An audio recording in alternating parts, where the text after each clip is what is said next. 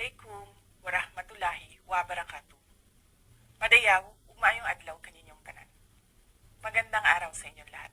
Proverbs 19 verse 21 states, "Many are the plans in a person's heart, but it is the Lord's purpose that prevails." It took me 47 years to understand that my life was never meant to be only mine. Unlike others, I may not have been born to chase happiness. For a long time, I questioned the weight of responsibility to my family, to my country, and to everyone who called on me.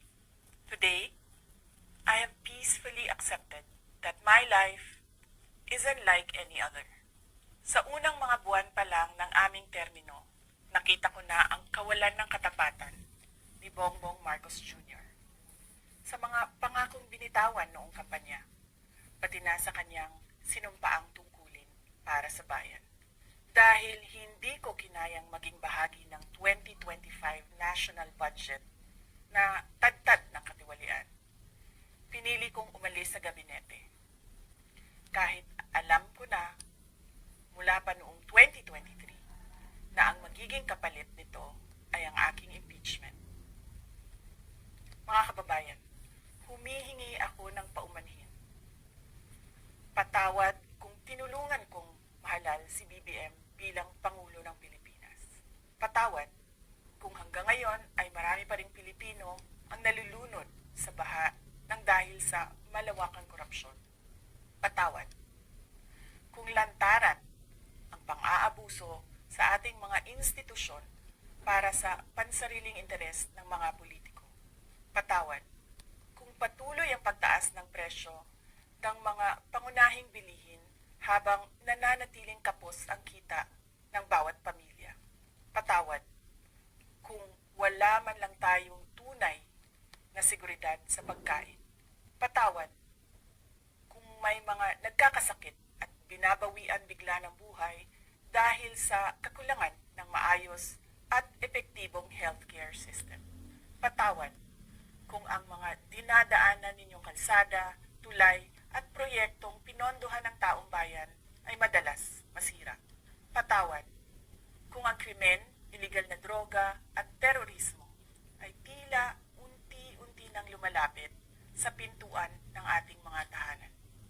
At patawad kung wala tayong malinaw at tunay na independent foreign policy, kung kaya't tila'y tayo'y naiipit sa tunggaliang namamagitan sa mga superpowers tulad ng China at Estados Unidos. Madalas, iniiwasan ng mga politiko ang maagang paghayag ng kanilang mga plano upang hindi sila maging target ng pag-atake. Ngunit matagal nang sinira ng administrasyong ito ang pangalan ko. Matagal na akong inaatake gamit ang buong makinarya ng kapangyarihan, mula sa mga scripted na investigasyon na ibinalot sa katagang in aid of legislation, sa pagkidnap ng aking ama, hanggang sa mga samut-saring paratang na pilit inuulit-ulit hanggang magmukhang totoo. Marahil ay matagal na rin akong hinatulan sa mata ng ilan. Hindi ako kailanman natakot sa pagsira nila ng pangalan ko. Ngunit may takot ako para sa ating mga anak. May takot ako para sa mga susunod na henerasyon. May takot ako para sa mga kababayan nating walang bahay sa ibang bansa, walang pangalawang pasaporte, walang ibang matatakbuhan kundi ang Pilipinas. Kahit ito'y patuloy na nalulugmok sa kahirapan. Na ako'y kahadlok nga moabot ang adlaw nga dawato na lang nato ang kapobrehon isip kapalaran. Nga maanad na ta sa sayop, nga mawad-an na lang ta og paglaom. Ug labaw sa tanan na ako'y kahadlok nga moabot ang adlaw nga wala na tay Pilipinas na ikahatag sa atong mga anak. I cannot kneel before each and every Filipino to beg for forgiveness. Instead, I offer my life, my strength, and my future in the service of our nation.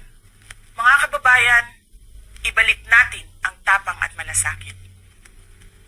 Para sa Diyos, para sa bayan, at para sa bawat pamilyang Pilipino. Ako si Sara Duterte,